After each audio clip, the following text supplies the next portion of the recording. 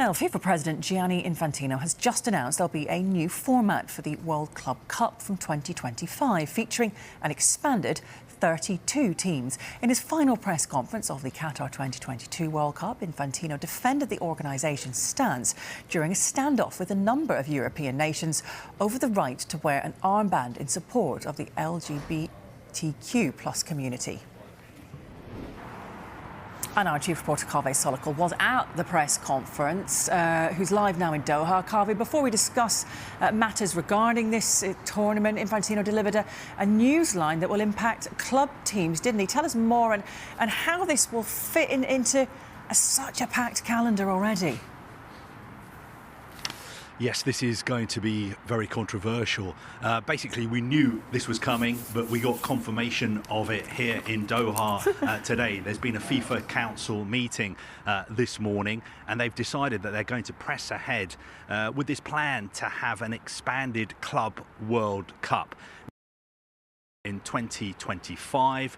According to Gianni Infantino, there are going to be 32 teams in it, and he says they're going to be the 32 best teams from around the world, and it is going to be, according to Infantino, just like this World Cup, but instead of having countries, you are going to have clubs. Now, it is going to be controversial because if you look at the match calendar, how are you going to fit all these games in? How are you going to fit in a new tournament, a new competition for clubs?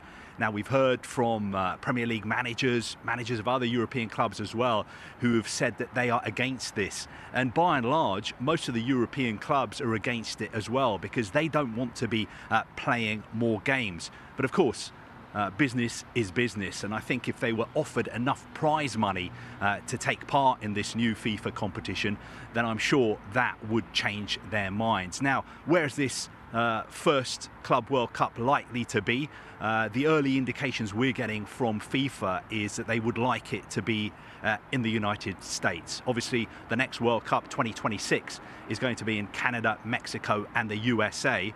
And the Club World Cup, if it is launched as FIFA want to go ahead and launch it, I think it's likely to be in the USA in 2025. Now, UEFA are against it. European clubs are against it, but as far as Gianni Infantino is concerned, that doesn't matter. The major problem FIFA have is their bulk of their revenue comes from the World Cup, and that only happens once every 4 years. So what they want is another competition, something like the Champions League, which will get more money coming into their coffers.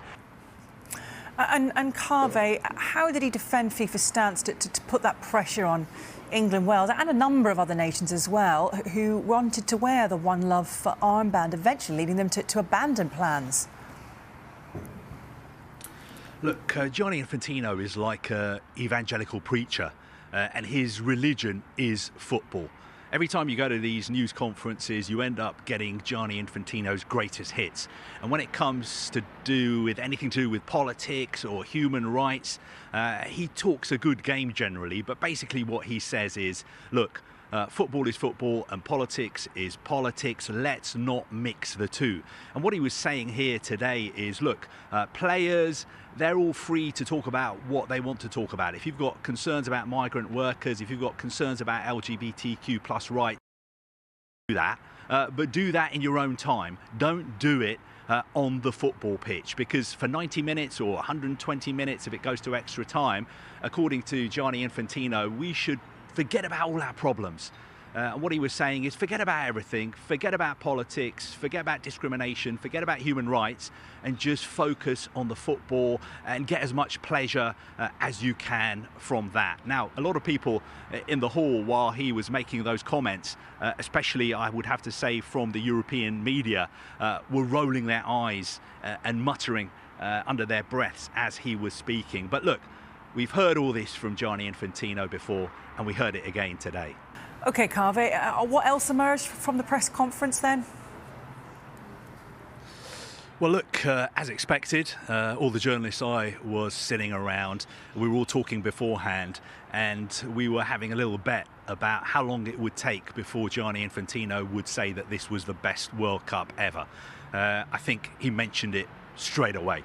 What happens after every World Cup, pretty much, with FIFA presidents? At the end of it, they come out and say this was the best World Cup ever, even though this one has probably been the most controversial one ever.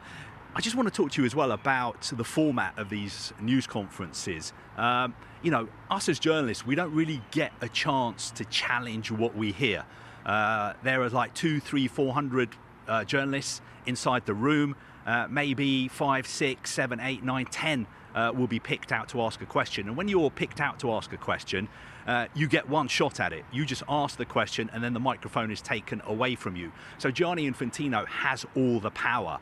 We can't go back with follow-up questions. He's got the floor. He can say what he wants to say. And he comes out with some of the stuff that he came out with, for instance, today, saying that FIFA defends human rights. FIFA defends values. Well, as far as I'm concerned, that is not true, because the question I wanted to ask him, I didn't get a chance to ask that question because I wasn't picked out.